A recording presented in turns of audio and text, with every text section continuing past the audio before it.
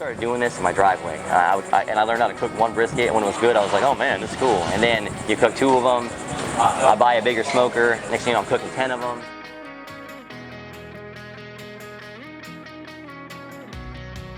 It's just a dream that we just kind of brought to fruition.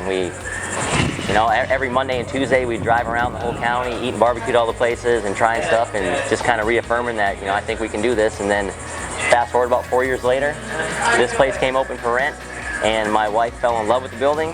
And in my opinion, you have Coco, and then you have the Village. Like, this place has its own little heart and soul. Not to mention, the Village never had barbecue. So that was actually one huge bonus about us opening here, was there was no barbecue here. You had burgers, you had sushi, you had pizza, you didn't have barbecue. This is a Central Texas inspired barbecue joint. When I say Central Texas, really in brisket and in format, you know, the rest of the cuts of meat, the ribs, the pork and whatnot is just, yeah, I look to them to see what those guys are doing, but it ends up being your own spin on it when it's all said and done.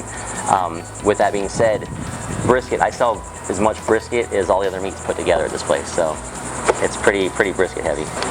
My wife's Nana, when she passed a couple years ago, passed 3-4 years ago, and when she passed, she gave everyone in the family a cookbook. We took the heart of her bread pudding recipe, and when we have leftover buns and stuff like that, we'll make a bread pudding that the base recipe is Nana's, and then we just kind of doctor it up. My pork and my brisket are all natural, no growth hormones, no antibiotics. Like, I get really premium products out of small, you know, ranches. Working with the city of Coco, I felt like they were very welcoming, and I felt like it was more proactive. Like, you know, how can we make this work? You know, we can get through this together. You know, there's a lot of give and take there, but there wasn't a split second where I didn't feel welcome and I didn't feel wanted. And both locations are Tuesday through Saturday.